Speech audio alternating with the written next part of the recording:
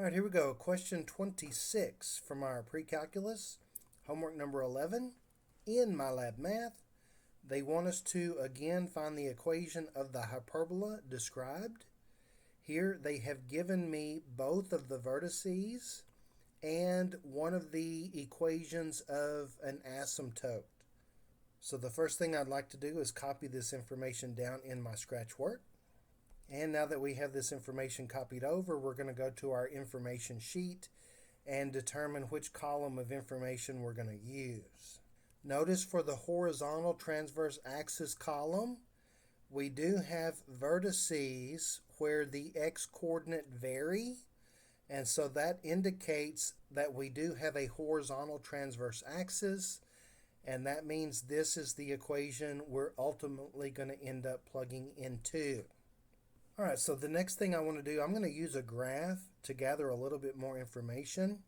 First, I'm going to plot the vertices at plus or minus 1, 0, and then we know that the center of the hyperbola is right in the middle of the vertices. And so from this, we can determine that the center is at the origin, because the origin would be right smack dab in the middle of the vertices. And why is that nice? Well, that gives me the values of h and k. So I can see that h is 0 and k is 0. And that's 2 of the 4 pieces of information we need to write the equation. The other thing I know from the vertices, I know that h plus a should equal the larger of the x-coordinates of the vertices, which in this case is 1. And now that I know h is 0, I know that a is 1. Now the next piece of the puzzle we're going to need is either b or c based on whatever we're given.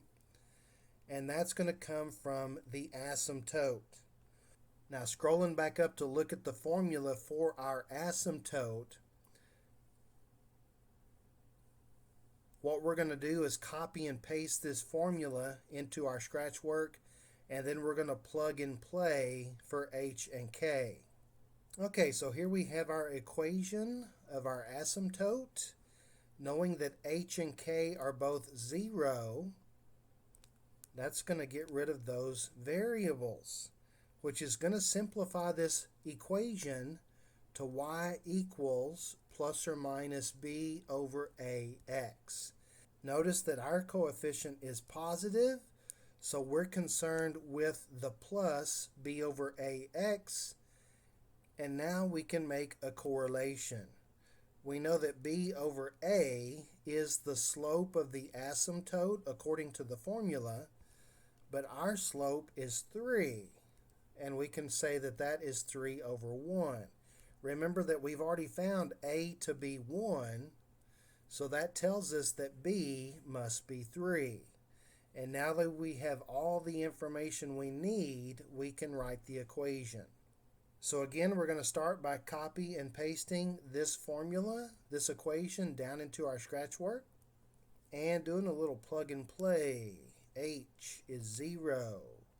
K is 0. That makes those disappear. A is 1. And B is 3. And so that's going to get our equation to simplify to x squared over 1 squared, which is 1, minus y squared over 3 squared, which is 9, equal to 1, and we're done. So back to our MyLab math. To input our answer, we've got x squared over 1. And I don't think it's imperative that you put that over 1. You could have just put x squared in that box, I believe. Y squared over 9.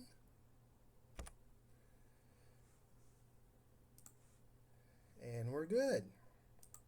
Now, in order to pick the appropriate graph from our choices, the 50-50 lifeline is going to be the transverse axis.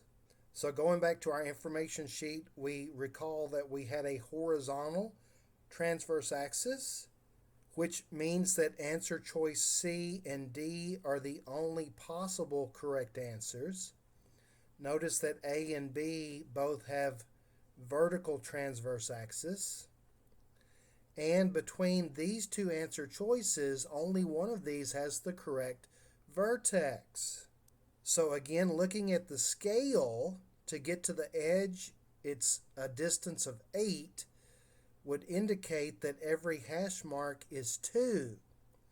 So 2, 4, 6, 8 means that this hyperbola has vertices at plus or minus 1. This one, however, has vertices at plus or minus 3, it appears. 2, 4, 3. So it's got to be answer choice C. And that's going to do it for this problem. If you have any questions or comments about anything covered in this video, please feel free to leave those in the comment section below, or you can text me. And thanks for watching.